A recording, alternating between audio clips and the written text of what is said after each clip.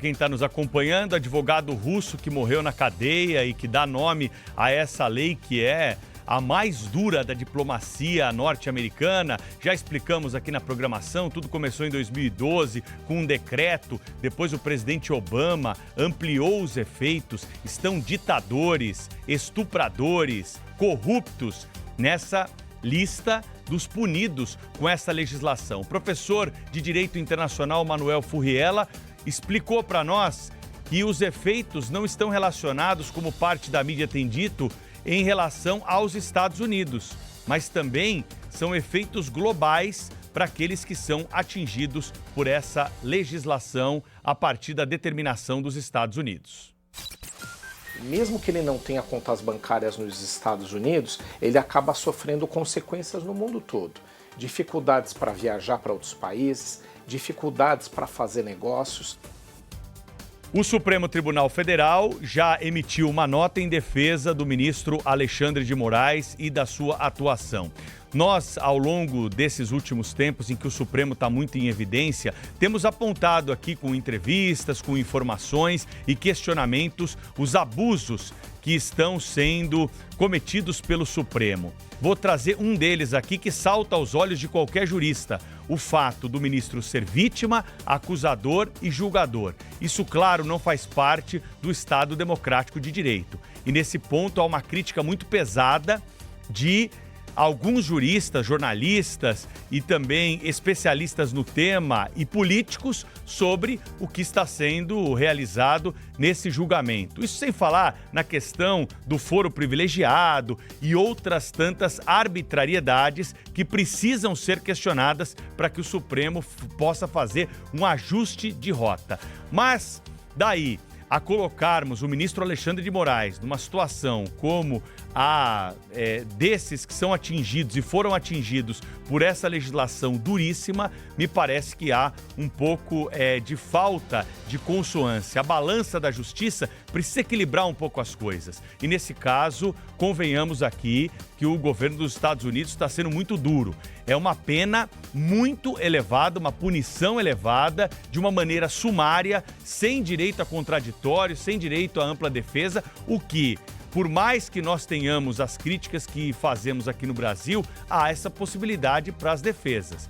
Não que elas sejam ouvidas. Isso fica meramente nos atos que são registrados para que nós tenhamos ali o processo seguindo e correndo conforme tem de correr, com a possibilidade, pelo menos, de manifestação.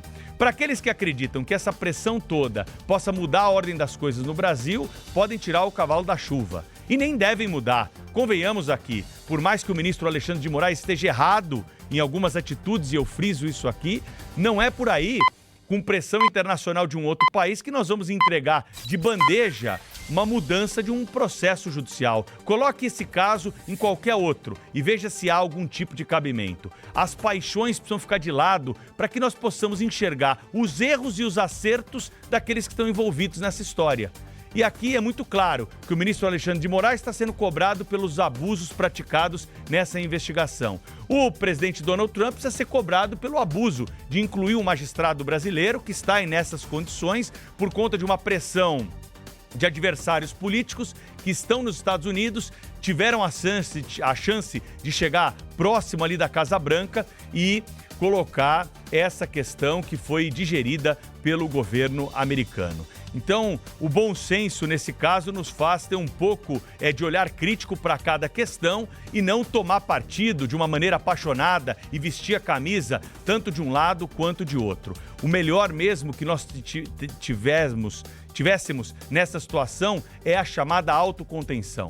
Essa autocontenção é que é preciso, porque nós estamos falando de autoridades de elite. Estamos falando do ministro do Supremo Tribunal Federal, a mais alta corte brasileira, e estamos falando do presidente dos Estados Unidos. Quem está acima deles, né? É muito difícil a gente imaginar que tenha uma ordem que possa ser cumprida dessa forma por ministros de uma Suprema Corte ou por um presidente da República.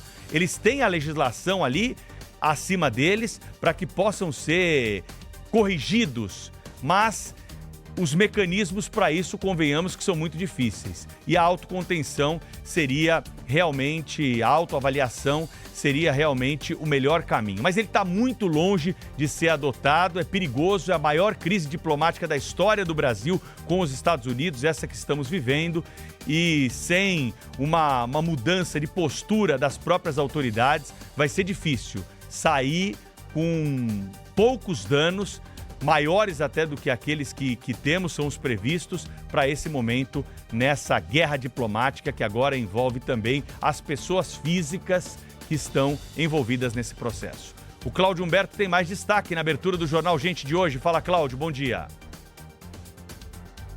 Olá, Pedro Campos, muito bom dia a todos. Eu